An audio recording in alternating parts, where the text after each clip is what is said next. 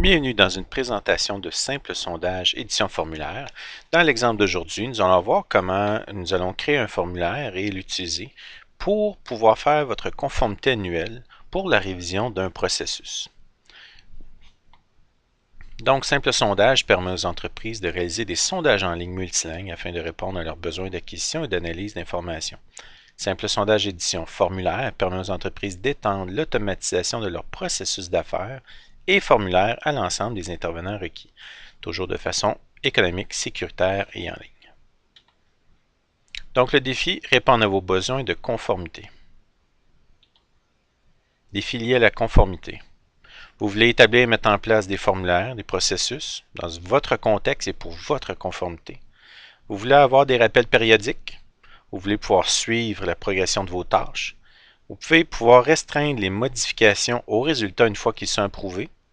Et également de pouvoir fournir accès à l'historique de conformité. Techniquement, on parle de concevoir un formulaire, définir un processus d'approbation, définir des alertes ou des communications selon vos besoins, octroyer des accès restreints à certaines personnes, naturellement d'accéder à l'information. Donc pour la démonstration, nous allons procéder ainsi. Nous allons vous montrer le rappel périodique reçu par courriel.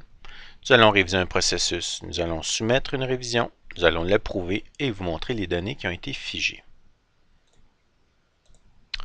Donc, dans un premier temps, nous allons faire un petit tour du formulaire que nous avons conçu.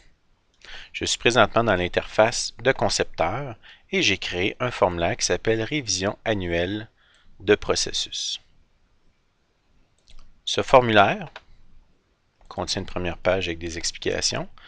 On sélectionne le processus à réviser. On va devoir indiquer réviser initialisé. La révision est initiée quand?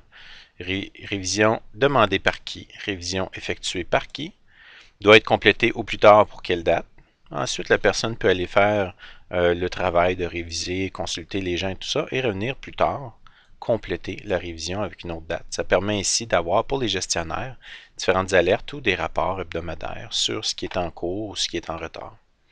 Et nous avons mis également des questions de type fichier pour permettre de sélectionner des documents qui étaient originaux, donc des processus originaux et autres documents pertinents, les documents liés à la révision et le processus révisé. Et dans le cadre de ce formulaire, nous avons également été configurer un processus d'approbation. Nous avons mis un seul approbateur, qui est l'utilisateur démo CIP1.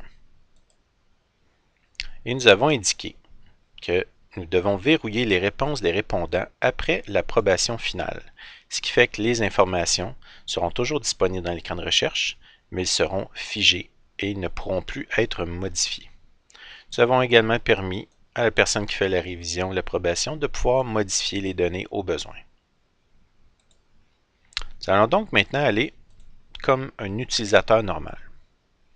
Premièrement, j'ai ici un courriel qui m'avise aux 3 mois que je dois aller faire ma révision de processus. Donc, il est aux 3 mois. Et dans le cadre de mon formulaire, j'ai programmé ce courriel avec la récurrence voulue.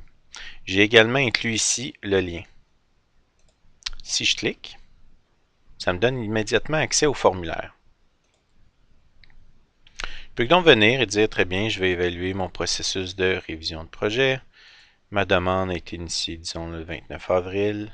La révision est demandée par Marc Lachapelle et sera effectuée par François Lachapelle. Et je dois réviser au plus tard, le 31 mai, ma révision de processus. Donc présentement, j'ai le formulaire, je ne suis pas un utilisateur de simple sondage, je suis quelqu'un qui n'a pas de compte. J'ai reçu le lien, je peux aller cliquer. Étant donné que je n'ai pas terminé mon exercice, j'ai le bouton sauvegarder et continuer plus tard. Si je fais ceci, j'ai un lien unique qui m'est généré pour pouvoir revenir compléter plus tard le formulaire, ou je peux tout simplement me l'envoyer par courriel. Étant donné que pour le restant de la démonstration, nous allons utiliser l'interface utilisateur, nous allons tout simplement faire X et nous allons aller nous authentifier dans le système. Donc ici, je viens de m'authentifier avec un utilisateur et cet utilisateur, dans mes partages, a accès à un formulaire, qui est le formulaire que je vous ai montré tout à l'heure. Excusez-moi, je me suis trompé, vous voyez, d'utilisateur. J'ai donc cet utilisateur-ci qui a accès au formulaire révision annuelle de processus. Donc si je vais dedans, je vais faire une recherche. Je vois donc que j'ai différentes révisions de processus qui ont été réalisées. J'en ai deux qui ont été même approuvées au travers du processus au complet. Et j'en ai une que je viens d'ajouter ici. Donc vous voyez, si j'en prends une qui a déjà été approuvée et que je dis je vais aller la modifier, je vais avoir accès au contenu. Mais je n'aurai pas accès pour modifier les informations. Mais j'aurai plein d'accès au contenu et aux documents. Donc, je vais aller dans mon processus ici, qui n'est pas terminé, et que je peux modifier. Donc, ces informations sont disponibles pour la personne qui a un accès ici à l'écran de gestion pour ce formulaire-là, ou si c'est la personne qui a initié la saisie de ce formulaire-là et qui a son lien pour retourner dans le formulaire. Donc ici, dans cet écran, comme vous pourrez le voir dans les autres vidéos de formation, nous avons différentes options. Nous avons ajouté, si je m'authentifie dans le système et je dois ajouter une nouvelle révision de processus. Donc c'est un peu comme un logiciel habituel, disons processus de qualité. A été initié cette date-ci. La demande est demandée par Georges Saint-Pierre et la révision est effectuée par Michel Campagna. Donc je pourrais venir, je sauvegarde. Étant donné que j'ai accès à l'interface, je ne prendrai pas note du lien. Donc, je peux venir ici, je vois que j'ai différents processus qui sont en cours de révision. Donc, dans le cas présent de la démonstration, nous allons prendre celle que nous avons initiée, qui est Marc-la-Chapelle, et je vais aller la modifier et terminer la révision. Donc, ici, je vais y rattacher des documents. Disons, j'ai mon processus 2012, donc processus original et documents pertinents. Documents liés à la révision. J'ai créé un document qui est complément d'information. Et le processus révisé et approuvé. Donc, j'ai le processus ici, 2013, ISO. Et je vais également mettre mon document original. Donc, pour terminer et que tout ça soit soumis, je vais également mettre ma date de révision finale. Donc, le 23. Je vais faire page suivante. Et là, je vais soumettre ma demande de révision, étant donné qu'elle est maintenant complète. Je la soumets. Et je vais également aller soumettre l'autre processus qualité, qui n'est pas complété. Juste pour vous montrer l'exemple. Donc, je soumets. Ah, ici, il me fallait une date. Elle doit être révisée au plus tard, le 24. Je la soumets. Dans la configuration de notre formulaire de révision de processus annuel, nous avons indiqué que l'approbateur était l'utilisateur des mots CIP1.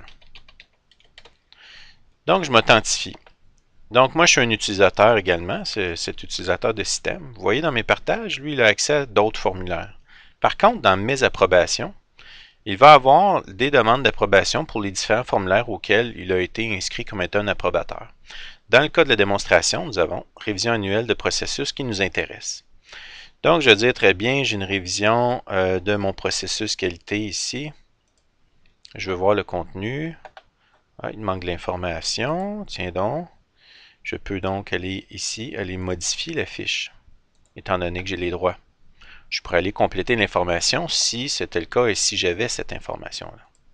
Dans ce cas-ci, on va dire que non, je n'ai pas l'information. Je veux donc la rejeter. J'inscris, désolé, information incomplète. Je rejette cette révision. Pour ce qui est de l'autre, processus de réalisation de projet, très bien, je vais vérifier. J'ai les informations qui sont là. Et je vais voir également les documents qui ont été téléchargés. Très bien, je les vérifie. Je n'ai qu'à cliquer pour les télécharger et les ouvrir. Le processus est complet. Je dis très bien, je veux approuver. C'est conforme. Je sauvegarde. Ma partie en tant qu'approbateur est terminée. Je vais me déconnecter et je vais retourner en tant qu'utilisateur de l'écran. Donc, dans mes partages, je retourne dans mon écran de recherche et je vais afficher toutes les entrées.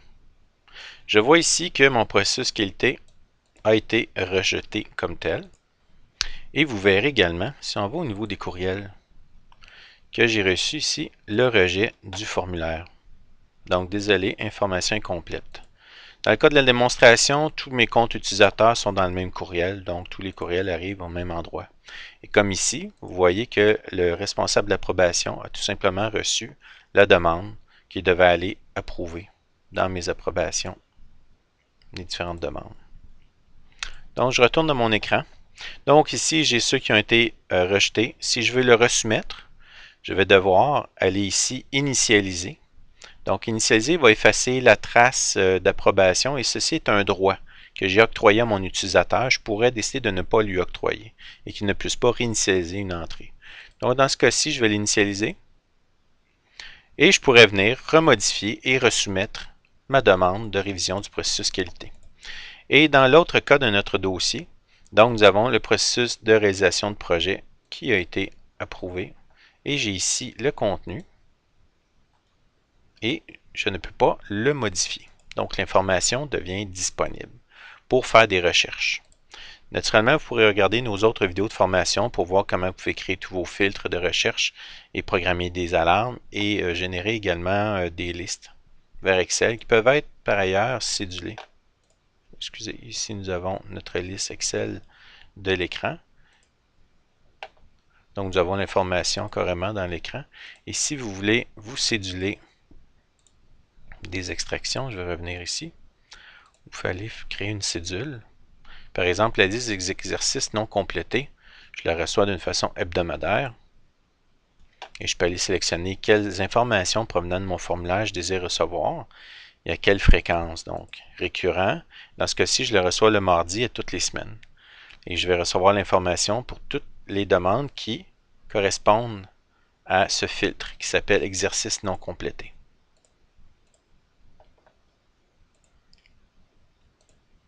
Donc, je reviens ici et il serait possible donc de fournir à un auditeur ou quelqu'un qui doit avoir accès à l'information un accès qui sera restreint selon avec les droits d'utilisation que nous voulons octroyer.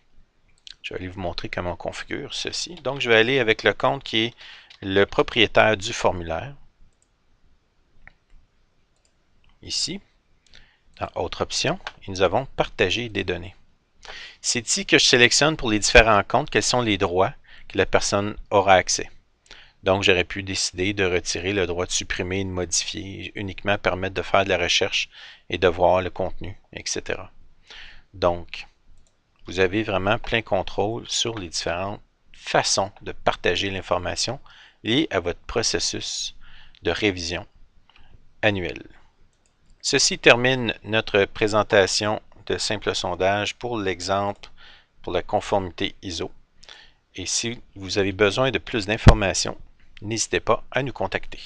Merci.